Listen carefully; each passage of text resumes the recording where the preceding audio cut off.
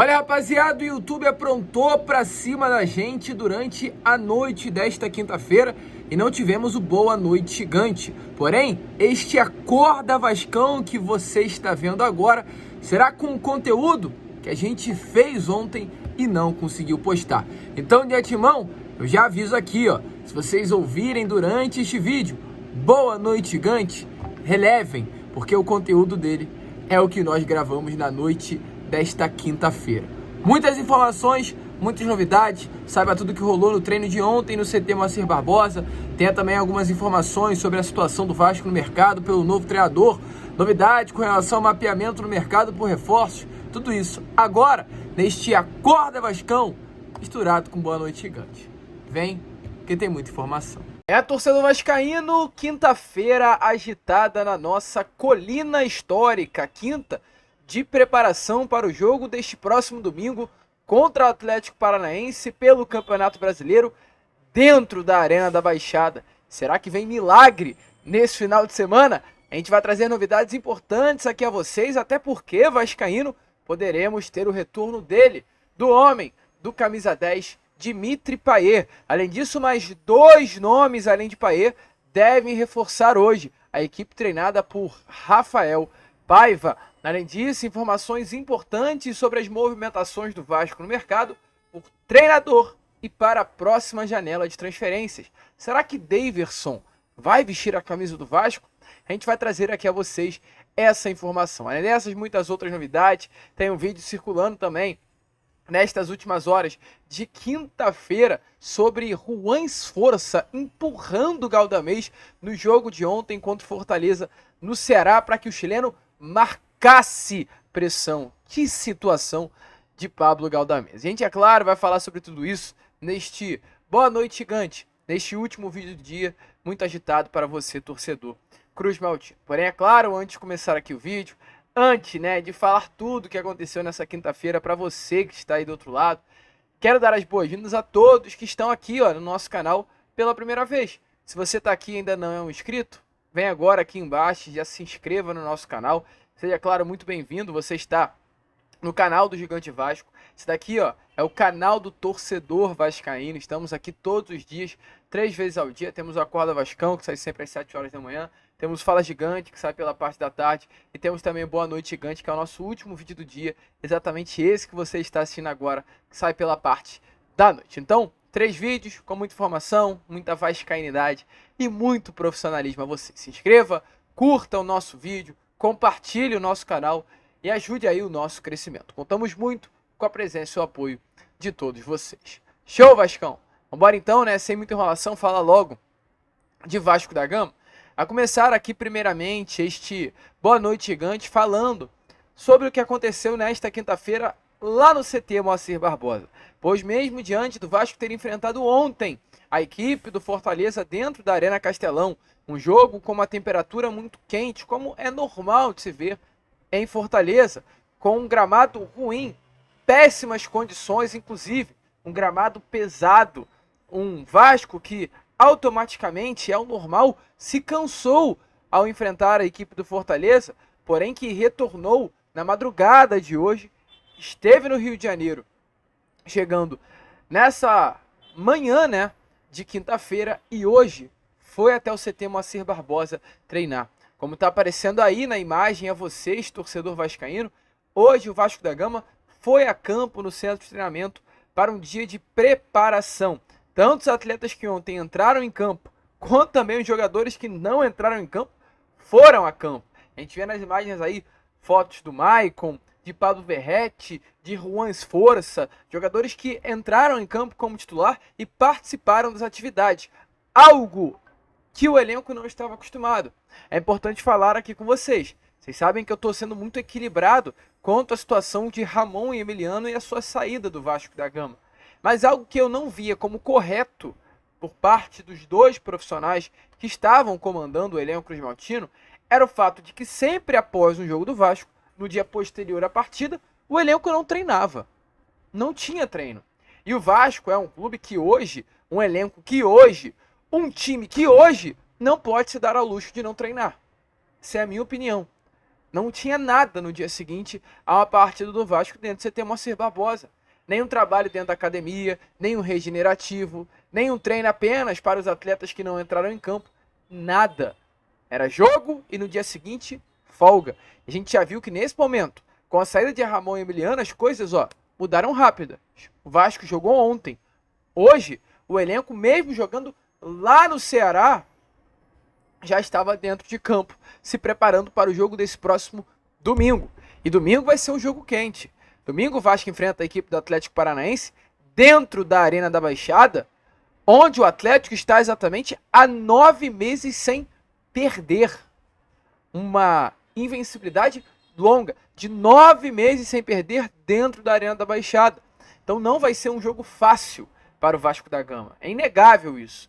Mas pelo menos, mesmo diante da dificuldade, o Vasco da Gama poderá contar com retornos importantes. São eles Medel, João Vitor e Payet. Os 3 atletas devem ficar à disposição do técnico interino Rafael Paiva para esse confronto contra o Atlético Paranaense nesse próximo domingo, pela 5ª rodada do Campeonato Brasileiro. João Vitor, que nessa última quarta, no caso ontem, não pôde entrar em campo e nem sequer viajou com a delegação para Fortaleza por conta de uma suspensão após levar cartão vermelho contra a equipe do Água Santa em São Januário, vai se juntar novamente à delegação para enfrentar o Atlético Paranaense e vai viajar para o Ceará. Medel esteve de fato na Arena Castelão, porém não saiu do banco de reservas. Rafael Paiva chegou até a explicar o porquê não utilizou o zagueiro chileno. Não foi por uma questão técnica, mas sim por uma questão física. Rafael Paiva explicou durante a coletiva assim, abre aspas, Medel tem sentido um pouco, não está ainda 100%, mas é uma liderança dentro do grupo. Foi importante ele estar aqui, porque é um jogador que tem um peso muito grande, tem uma história e fizemos questão de trazê-lo. Então o Medel ontem não entrou em campo contra a equipe do Fortaleza, não por uma opção de Rafael Paiva, porém por conta, de praticamente um pedido, um desejo do Desp para que Medel não entrasse em campo e não sofresse nenhum tipo de lesão. Então Medel vai estar à disposição para o jogo desse próximo domingo, deve se recuperar. Medel que passou 9 dias no Chile nestas últimas semanas e automaticamente perdeu o ritmo de jogo, perdeu até, acredito eu, que a intensidade física que a gente via no chileno. O João Vitor volta também e a expectativa é que Dimitri Payet possa estar também à disposição para o técnico interino Rafael Paiva. Payet que é o principal reforço do Vasco, é o principal nome do Vasco. O Vasco é um com Payet e é outro sem Payet. O Vasco sem Payet é um time ruim. O Vasco sem Payet é um time limitado, é um time normal, que dificilmente vai causar perigo ao adversário. O Vasco com Payet, meu amigo torcedor, é outra equipe. É uma equipe que vai levar perigo nas bolas aéreas, é uma equipe que não vai poder deixar espaço para o Vasco da Gama ali na entrada da área, porque se demole o Payet, vai chutar e vai guardar. É outro time com camisa 10 francês dentro das 4 linhas. Ele que não enfrentou o Grêmio, ele que não enfrentou o Bragantino, ele que não enfrentou o Fluminense e ele que não enfrentou o Fortaleza. Entrou em campo contra a equipe do Criciúma, mas ficou nítido que ele não estava bem. Ficou nítido que ele não estava 100% e não conseguiu desempenhar o futebol que a gente está acostumado a ver Dimitri Payet jogando. Então, para esse próximo domingo, a expectativa sim é que Payet enfrente a equipe do Atlético Paranaense, porém 100%. Tanto que ontem, contra o Fortaleza, o Departamento de Saúde e Performance do Vasco preferiu que o Payet nem viajasse, para que ele permanecesse aqui no Rio de Janeiro, realizando seu tratamento de recuperação e estivesse 100% para esse jogo de volta contra a equipe do Fortaleza. Aliás, perdão, nesse jogo de domingo contra a equipe do Atlético Paranaense. O Rafael Paiva, chegou até a falar sobre a situação de Dimitri Payet também na coletiva de ontem. Ele disse assim, Payet está se esforçando muito para tentar voltar. Um jogador de uma qualidade absurda. A gente vê o dia a dia dele e o quanto ele gostaria de estar aqui. Vamos fazer todo o esforço para estar no jogo de domingo. Então, expectativa grande para que Payet, Medel e João Vitor, esses 3 jogadores, possam reforçar o elenco do Vasco contra o Atlético Paranaense pela 5ª rodada. E falando ainda um pouquinho, sobre o que aconteceu nessas últimas horas de Vasco da Gama, nosso grande amigo e canal Na Torcida Vascaína, do Léo Lacerda, ele postou um vídeo assim que chega a ser engraçado, do volante argentino de 22 anos de idade, Juan Esforça, simplesmente empurrando o volante chileno Galdamés de 28 anos de idade para marcar. Assim, eu, se fosse o Galdamés, eu teria vergonha de ter um jogador mais jovem que eu me ensinando o que fazer dentro das 4 linhas quando se trata do assunto de marcação. O Vasco perdeu a bola em um passe vergonhoso do chileno e o Sforza dá um empurrão do tipo, vai marcar pressão, vai marcar, sobe essa porcaria dessa linha e vai recuperar a bola que você perdeu.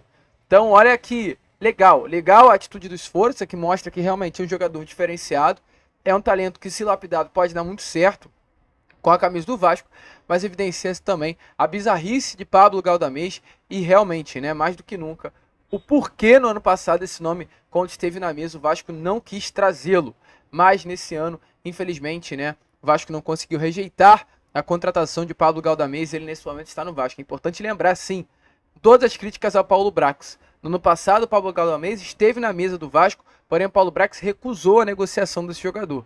Já nesse ano foi diferente, quando chegou na mesa de Alexandre Matos, o Vasco, pouco tempo depois, fechou a contratação do volante. Quando a gente tem que criticar, a gente critica. Quando também tem que elogiar, a gente elogia. Mas que papelão que fez o senhor Alexandre Matos contratando esse volante chileno que, com todo respeito, nesses últimos jogos, vem mais atrapalhando do que ajudando o Vasco da Gama. E prosseguindo aqui, né, torcedor, porque, olha, o que mais nós queremos nesse momento é saber quem será o próximo técnico do Vasco. As movimentações no mercado seguem fortes. O Vasco tem a sua lista no CT Moacir Barbosa e se prepara e corre para o quanto antes fechar esse novo nome. Nomes como, por exemplo, né, Paulo Pezzolano, Fábio Carilli, Luiz Felipe Scolari, Léo Condé, Carlos Carvalhal, foram alguns que foram sondados pelo Vasco da Gama nesses últimos dias e estiveram aí na mesa da SAF Cruz Maltina. Um dos nomes pedidos e até de uma forma surpreendente, ao meu ver, por parte do torcedor vascaíno, foi Jorge Sampaoli. Sim, torcedor, ele mesmo, Sampaoli, que passou por Flamengo, Atlético Mineiro, um nome muito gabaritado aqui no futebol sul-americano, foi o nome pedido pelo torcedor. Mas de antemão já trago aqui a vocês que hoje a possibilidade de uma chegada de Jorge Sampaoli ao Vasco é praticamente impossível. Informações é que representantes do Porto de Portugal fizeram contato aí com Jorge Sampaoli e sondaram a situação do argentino após uma mudança na diretoria do clube português. Então, nesse momento, a expectativa é grande para que Jorge Sampaoli feche com o Porto e automaticamente não feche com o Vasco. E além disso, né, o Vasco até o momento também não demonstrou nenhum interesse na contratação do técnico que teve passagem por alguns clubes aqui do futebol brasileiro. Então você, torcedor vascaíno, que gostaria de ver Jorge Sampaoli no Vasco da Gama, nesse momento é inviável a possibilidade que isso aconteça. Show, Vascão? Prosseguindo aqui também, porque se tem vascaíno querendo o Sampaoli, tem vascaíno querendo sabe quem? Ele, o menino maluquinho, Deivinho, que nesse último dia teve aí o seu anúncio por parte do Cuiabá, que não está mais nos planos do Dourado e, de fato, tem um pré-contrato assinado de acordo com seu próprio empresário. Fica-se a dúvida, né, sobre a possibilidade de uma chegada ao Vasco da Gama. Daverson, que teve aí confirmado por Alexandre Matos, né, uma conversa com o Vasco nesse início de temporada.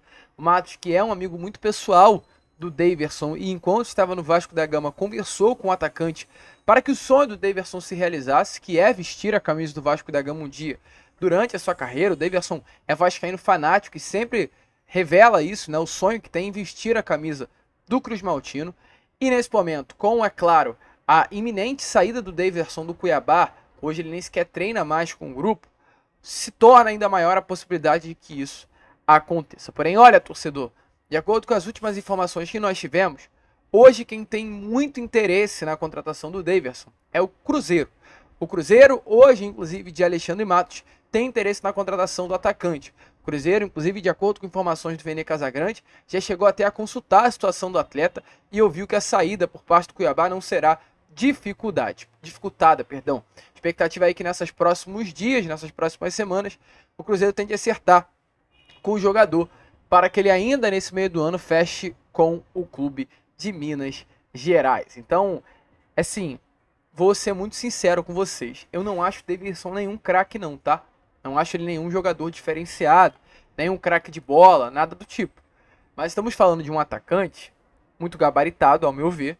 Um atacante que conquistou o Libertadores marcando gol na final. E um atacante que nessa temporada, com a camisa do Cuiabá, tem 17 jogos, 8 gols e 7 assistências. números melhores do que Pablo Verratti, Clayton, que o Vasco pagou 19 milhões de reais. A gente vê, acima de tudo, independente se Daverson vai vir ou não vai vir, como foi mal feita essa janela de transferência do Vasco. Pois um atleta como esse, que vai chegar de graça ao Cruzeiro, poderia chegar de graça ao Vasco.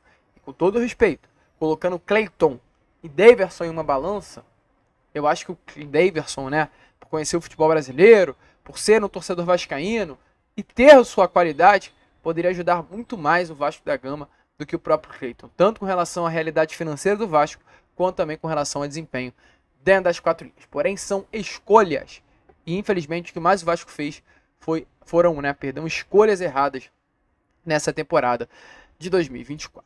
E para fechar aqui o vídeo, se é que a gente pode falar em possibilidade de escolha certa, alô, Lúcio Barbosa, alô, 777, o Vasco vem se tornando um clube que ataca a janela do meio do ano. Pelo menos isso aconteceu lá no meio do ano passado. O Vasco contratou Payet, Medel, Verratti. Foi a melhor janela do Vasco. A gente espera que isso se repita agora nesse meio do ano. E um dos nomes citados lá na janela do meio do ano passado foi Alexis Sanches. Um nome que jogou com o Medel no Olympique de Marseille e um nome que jogou com o Medel no Chile. Jogou com o Payet no Olympique de Marseille, com o Medel no Chile e com o Galdamés também no Chile. Então conhece muito o elenco do Vasco hoje. Alexis Sanches, de acordo com informações que tivemos aí nestes últimos dias, conquistou o título com a Inter de Milão, mas não seguirá no clube. Ele tem contrato até o meio desse ano, vai ficar livre no mercado.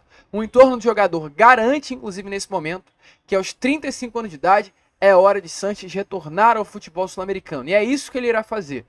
E se tratando de futebol sul-americano, não há outro mercado para Sanches voltar que senão no Brasil. Deve ser isso que vai acontecer. Muito provavelmente Sanches vai pintar em algum clube do futebol brasileiro nessa próxima janela. E o que eu tô falando é o seguinte: torço para que seja o Vasco. Espero que seja o Vasco.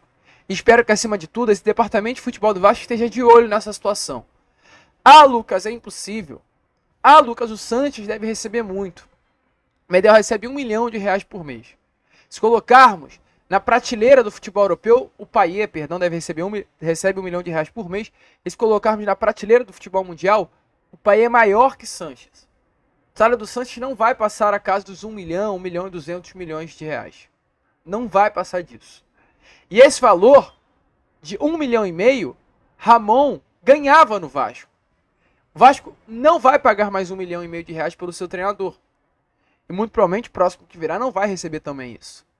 Então o Vasco, o que poderá fazer é pegar essa grana que gastava por Ramon mensalmente, pega esse dinheiro, dá ali um papo no Medel, se não tiver competência interna, dá um papo no Galdamés, dá um papo no Payet e traz o Sanches para o Vasco da Gama. Um nome como esse não pode nem sequer ser cogitado no nosso Cruz Maltino. Uma baita oportunidade de mercado para uma posição, né, que hoje falta, infelizmente, dentro do nosso elenco. Mas enfim, esse momento não passa de uma especulação. De fato, houve procura na janela do meio do ano passado, mas parou pela procura. O Vasco não conseguiu avançar. E tomara, né, que nesse momento, com o retorno iminente do Sanches à América do Sul, futebol sul-americano, o Vasco possa conseguir a contratação do mesmo. A gente fica por aqui. Esse foi o nosso Boa Noite Gigante. Último vídeo desta quinta-feira, que amanhã às 7 horas estaremos aí de volta com o nosso Acorda Vascão, com muita informação e muita novidade. Vamos que vamos! Se inscrevam, compartilhem. Saudações Vascaíno!